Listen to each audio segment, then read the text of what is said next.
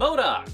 Say it with me. Mechanized organism designed only for killing. Actually, that's M.O.D.O.K. He's one of those characters that constantly show up in games and cartoons, like Man-Bat or Rhino. He's a staple, he's reliable, but never really the star villain. But what if we did make him a star? What if we gave him his own solo series? Could it work? Well, we're here to answer exactly that. We've got 16 issues across 4 miniseries and 1 animated series on Hulu starring the bobblehead. But before we get into all that, let's get into the history of M.O.D.O.K. to see what makes him tick and what we can build upon for his own solo adventure. M.O.D.O.K. himself would first appear in a Captain America 2-part adventure, Tales of Suspense issue 93 to 94, written by Stan Lee and Jack Kirby. But his history stretches further back. We go back to Novelty Press's Blue Bolt issue 6, a series created by Joe Simon, where we follow Fred Parrish, a Harvard football player. He gains super soldier abilities with super science, and being a dumbass around lightning. He helps defend the surface world against the subterranean Green Kingdom, which is led by the Green Sorceress, who has a mutual attraction to Blue Bolt, despite their opposing sides in this war.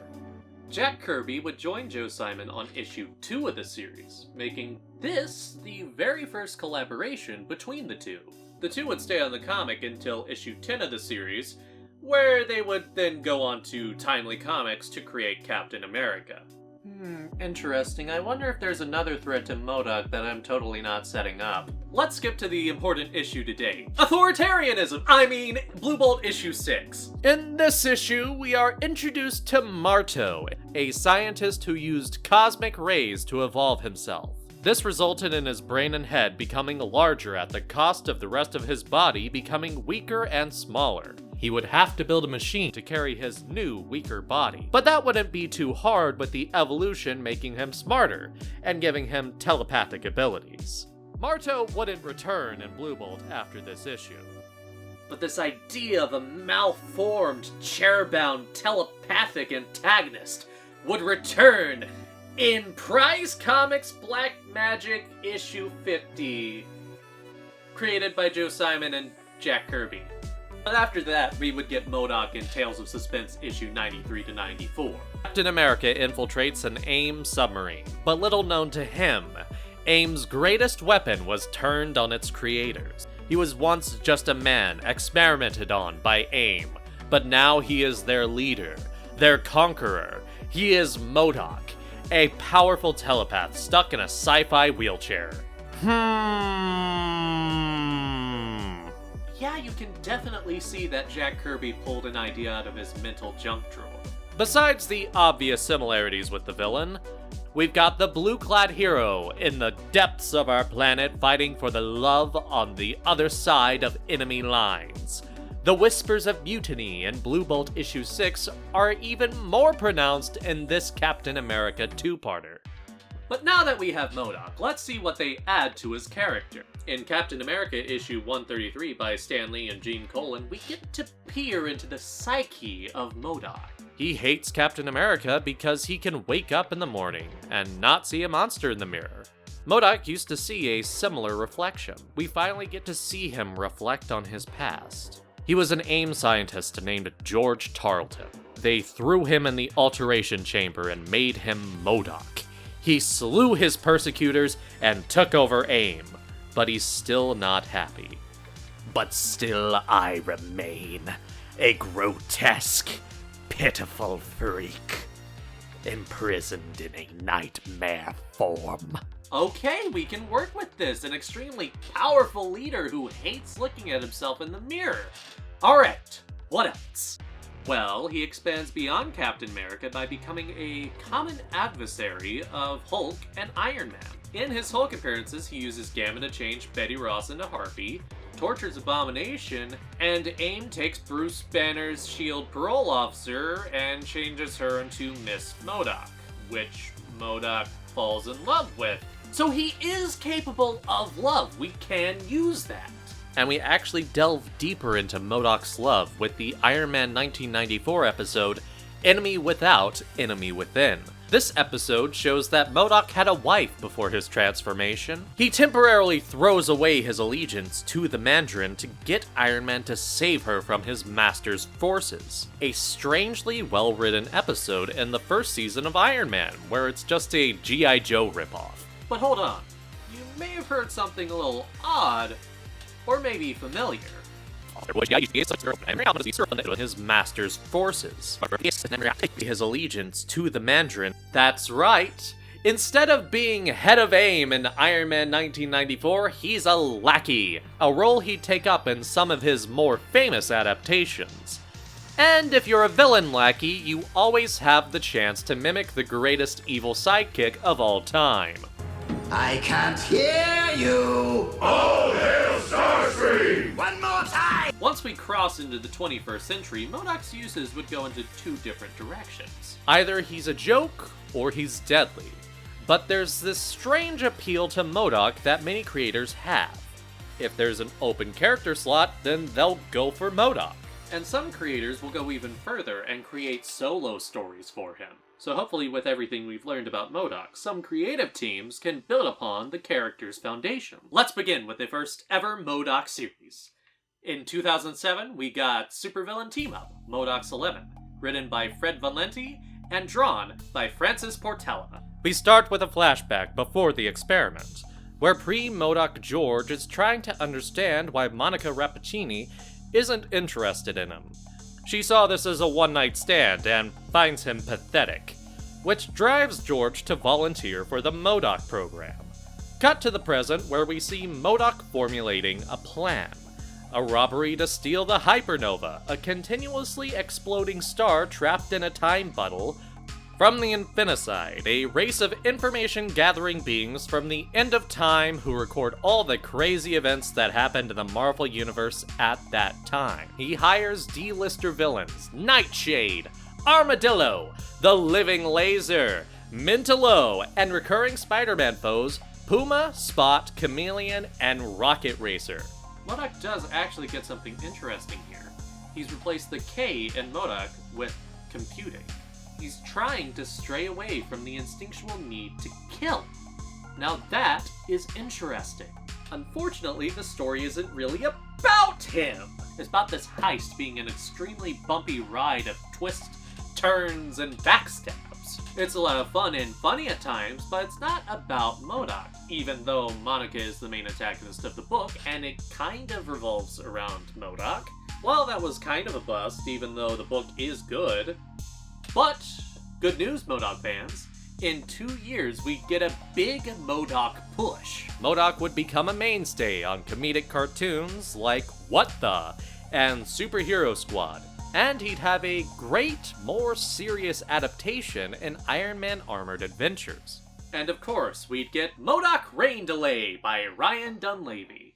We start with M.O.D.O.K calling Norman Osborn's answering machine for 11 straight panels, until Norman gives in and sends him on a wild goose chase to M.O.D.O.K's hometown of Erie, Pennsylvania. We get a lot of M.O.D.O.K here. We meet his parents, we go to his high school reunion, we meet his bullies who are still bullying him to this day. It honestly shows M.O.D.O.K as a loser that you kinda want to win something. Anything, really. It's a funny book, and one of the best parts about it is that the bullies hire a loser superhero to fight our loser supervillain. Box, an actually real pre-existing Canadian mutant superhero. So M.O.D.O.K and him fight in a mall. The two get arrested, but in a funny twist, thanks to mutant hatred, 2000s United States xenophobia, and post-9/11 panic, M.O.D.O.K becomes the hero of Erie, Pennsylvania. It's a really fun book, and in just a few short months, we get a sequel. M.O.D.O.K, Fall of the Hulks, where M.O.D.O.K and his evil genius friends decide to steal the secret recipe of KFC chicken from the Sanctum Sanctorum. Unfortunately, it's only 8 pages, so it doesn't have a lot of room, but it does have a few funny jokes. It's a nice addition, but it's not as good as Rain Delay, which actually had the page real estate to play. M.O.D.O.K would have to wait a while for another solo comic. But he wasn't absent. He got to appear in multiple cartoons, he was a playable character in Marvel vs. Capcom 3, and there were even some attempts at him appearing in Captain America Winter Soldier. But in 2015, M.O.D.O.K would return in M.O.D.O.K Assassin, a Secret Wars tie-in, and oh boy, this has way too much room. We have Christopher Yost writing and Emil Carpina drawing. And Christopher Yost is no stranger to M.O.D.O.K. He worked as a co-developer and story editor on Avengers Earth's Mightiest Heroes, where M.O.D.O.K appears throughout. You see, after Doom became God Emperor Doom, and became ruler of the multiverse mishmash planet of Battleworld, there was an establishment of several domains in Battleworld. One of them being the domain of Killville, under the rule of Baron Mordo. Many assassins and criminals roamed this domain, including the Chairface himself. Otto Octavius robbed M.O.D.O.K of some illegal tech, so he killed him, and Bullseye, who was trying to assassinate Ock. The Assassin's Guild reacts by putting up an open hit on M.O.D.O.K. M.O.D.O.K is doing his usual business when Angela of the Thor Corps falls out of the sky and crashes in front of him. She's somehow unable to use her hammer, and M.O.D.O.K falls for Angela. Very relatable, M.O.D.O.K.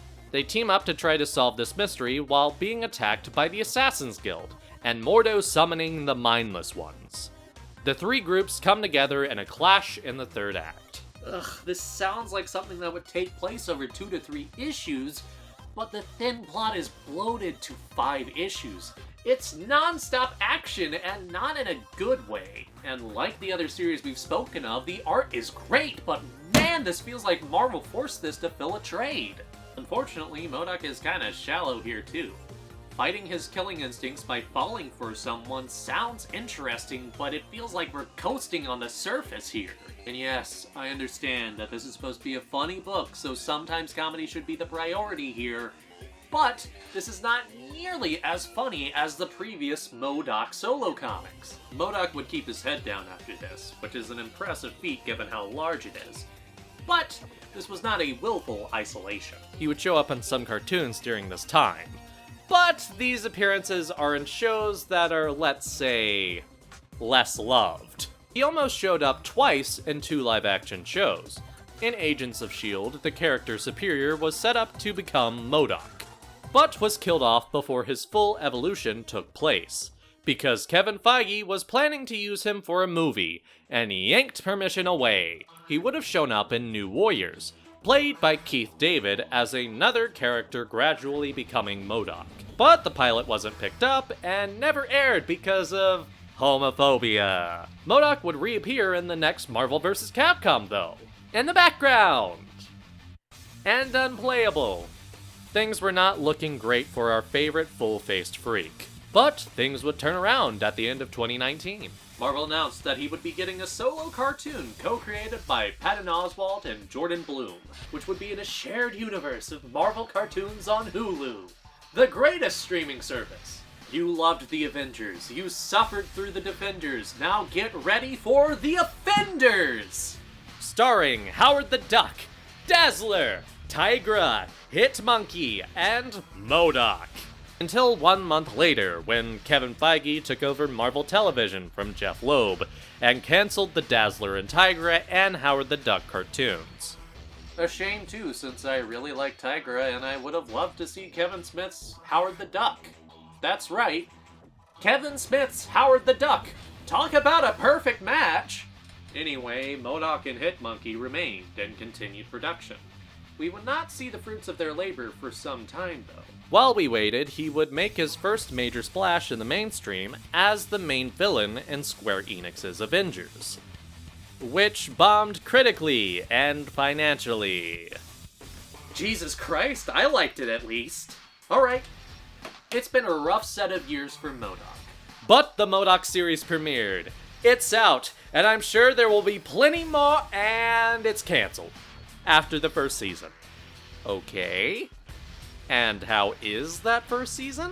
I couldn't finish it. Yeah, I'm not usually a quitter when it comes to research on this channel, but man, this series is frustrating.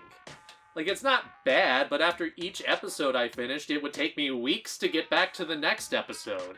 Like, sometimes it's funny, but oftentimes it's just meh. And believe me, I do have a stomach for bad Marvel TV. I suffered through both Secret Invasion and Defenders. And season 1 of Fantastic Four. That's enjoyably bad. But I was compelled to do that because of the beginning episodes of those series are promising, aside from the AI intro of Secret Invasion. Fuck that thing. I was hoping we'd circle back to the strengths of those episodes, but that wasn't in the cards. M.O.D.O.K, however, it's like using a defibrillator. If you just saw someone keel over, then that's probably the time to use it.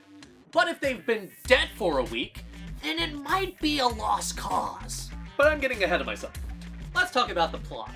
M.O.D.O.K's head of AIM, which is going bankrupt, so they get bought out by a new company, Grumble. Meanwhile, M.O.D.O.K's personal life is falling apart as his wife divorces him. Now his mission is to reclaim his wife's love and regain his role at AIM. Comedic TVMA shenanigans ensue. Okay, cool. We are expanding upon several parts of M.O.D.O.K's character that we've talked about already. He can work as a comedic character, he has a personal life, and he's capable of love. In addition, a lot of M.O.D.O.K solo series are a critical part of this show. Like his rivalry with Monica Rappaccini, and his assembling of a Z-lister villain team. Where this falls apart is its execution. There's a formula to this show. I'm an asshole! Fuck! Shit! I'll kill you! Joke that goes way too long. Oh. I'm an asshole. A few moments later. I'm an asshole! It's been pointed out before, but this is just Marvel's Harley Quinn the Animated Series. That show's success entirely relies on not only being funny, but genuinely caring about the characters through drama. And there are some great scenes in this, like when M.O.D.O.K and his ex-wife get stuck in the past, and watch their entire life before the divorce happened play out through a window. Or when one of the supervillains that M.O.D.O.K teams up with just dies from an ongoing illness on a beach. That's good! But you know what else this is? It's just Marvel's crazy stupid love. Like, the end of episode 1 is just the beginning of that movie, and that movie is just a better, shorter version of Hulu's M.O.D.O.K. But, what if there was a better, shorter version of Hulu's M.O.D.O.K. by Marvel, and the same creative team? Enter M.O.D.O.K Head Games, a miniseries written by Patton Oswalt and Jordan Bloom with art by Scott Hepburn. I know what you're thinking. Well, the Hulu M.O.D.O.K series was terrible, so this must be just as bad. That's where you're wrong. This is actually really, really good. They're actually working with 616 M.O.D.O.K, not molding him into their own vision. They're working in the boundaries of staying faithful to the character, and that works so well for this team. The series is sometimes comedic, like in the second issue where M.O.D.O.K goes to a villain convention in disguise as Arnim Zola, and doesn't see the resemblance. But often it's just tragic. Look at his face. We tap into more of that sadness when a knock in the head activates memories of another life. A life where he had a family. Specifically the one from the show. But don't be fooled, it's not some multiverse stuff. It's part of a code that was implanted into him by AIM's founder, Alvin Tarleton, the father of M.O.D.O.K. Instead of Rain Delay's version, who obviously peaked in high school, can't connect with his son very well, and is written as a pretty funny joke, Alvin is a cruel monster who saw his son as a broken thing, just because he wasn't as intelligent as he was. So he forced him to become a human computer, to help with AIM's success. It backfired, obviously, and he's been in hiding, waiting for M.O.D.O.K's buried code to bring him right to him, to finish what he started. Everything here is better than the Hulu show. M.O.D.O.K's family actually has some really moving moments with him. The science fight between Monica and M.O.D.O.K is even better here, and that was already one of the best scenes in the show. The use of superheroes is a huge improvement in head games. Gwenpool and Iron Man have their moments of caution because it's the machine only designed for killing, but then they try to help him with the problem in his brain. They pity him. Like, if you didn't like the show, I get it, but I encourage you to give this a shot. And maybe I can sell you on how different they are by just a few panels. Hey, why'd you have to do Sloth Doc dirty like that? Because being a M.O.D.O.K is constant, excruciating pain, and none shall have to suffer it but me. Outside of a brief Astonishing Tale short story and an Infinity comic that does a concrete overview of the character, that's it for M.O.D.O.K. solo comics. So, can M.O.D.O.K. carry his own solo series? Well, it seems that we only have a 2.5 out of 5 success rate here. Though if we get a M.O.D.O.K. solo story anytime soon, it's going to be a coin flip for guaranteed quality. Now, whether or not any of these solo M.O.D.O.K. stories are good or bad will always be subjective. But what I can tell you for a fact is that each of these series was made out of love for the character. At the 2008 San Diego Comic-Con, Fred Van Lente and I were invited to pitch a comic for Marvel Comics' brand new, at the time, Digital Comics Initiative. We very quickly landed on the idea of doing a funny M.O.D.O.K. comic, as we were both huge fans of the Jack Kirby created villain. In less than 1 week, I had finished a full 20-page script. The turnaround was fast and brutal.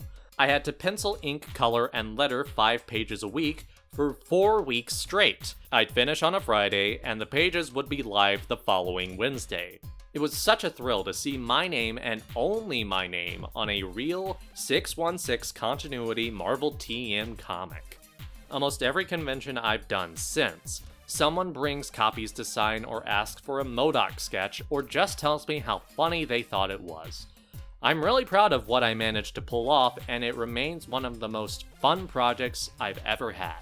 I think he's a really cool character because he is so versatile. If you watch the Hulu series, he's actually one of the few, despite how weird he looks, he's a very three-dimensional character. There's a lot of sides to him. He works as a villain. He's worked as a hero in the Secret Avengers series. I don't know if you ever read that. The stories in there were great. I wrote M.O.D.O.K. for an animated series I did called Avengers Earth's Mightiest Heroes, and he was a complete blast to write. He was brilliant, insane, egomaniacal, everything you want in a comic book villain. Against the Avengers, he stood out. M.O.D.O.K. is a much-loved character, and we wanted to see him live up to his potential. His potential for killing. That is what he was designed for, after all. M.O.D.O.K. is arrogant, insane, kill-crazy, and just a messed-up individual. How could we not choose him? You're going to see M.O.D.O.K. kill a bunch of people in cruel, horrific ways that hopefully will put a smile on your face. It did mine. It was like, hey, do you guys have another idea for a show? And then we both hit on, well, M.O.D.O.K. M.O.D.O.K. is this resentful supervillain who is just as resentful of the other villains as he is the heroes. He thinks he should be higher up in the rankings. So I just love the idea of a supervillain that is more resentful of his status than he is of whether or not he's taking over the world. There was something so great about that. He's actually kind of one-dimensional, which actually I like about him. He's so single-minded and so resentful and in so much pain. We're like, how do we make this more human and comedic? Why a M.O.D.O.K. comic book? We did the M.O.D.O.K. show for Hulu, and Jordan and the writers created such an amazing kind of world around M.O.D.O.K. that has never been seen in the comics. And we had so much creativity to burn that Jordan just said, we should fill this in like a 4-issue comic series kind of as a background. And I always loved that. To be able to go even deeper into that world was like, oh yeah, let's absolutely do this. It was interesting especially when we built up his childhood and family relationships and looked at his origin story from a different angle. You sort of see that in a way he's on this kind of justified mission of vengeance. One day, while watching the Iron Man animated series, Bloom remembers being confused by what he saw on the screen. What the fuck is this thing? When Toy Biz released a M.O.D.O.K. action figure, he bought one. I was like, I have to own this. I still have it. We were so excited to write the 616, Marvel version. Obviously, our character, our take of M.O.D.O.K. on the show is a little more satirical, a little more comedic. And I think we left at the chance to write the M.O.D.O.K, who had been there since, you know, Stan Lee and Jack Kirby since the 1960s, and kind of put our spin on him, and also kind of pull from a lot of the other versions of M.O.D.O.K from the past. I think the character is very flexible, and I think you can do a lot with him. He's a tragic character. He's built out of tragedy. You know, he was forced into this experiment, and you know, they were going to turn him into a computer, and he rebelled and took over. And I think that's haunted him, and he knows that, you know, he's this monster, and it plays into both his ego and his insecurities. The Hulu series is great. I loved it. Jordan Bloom and Patton Oswalt did an amazing job on that series. I loved it. Did the Hulu series pull from your issue? You know, all I know is like my name is the only person that's in special thanks on every issue, every episode. So I met Jordan though. He's a great guy, and he's writing some great comics. I'm so happy that he's doing some cool stuff now. And he actually, before the series came out, he came up to me and said, you know, hey, we're doing this. We loved your comic, and Fred was there too. And you know, they definitely pulled from every incarnation of M.O.D.O.K when they were writing that series. Every single one of these was a passion project at the end of the day. They made stories about a niche weirdo who you'd never think would get one solo story, let alone 5. Now, get out of here and read some M.O.D.O.K.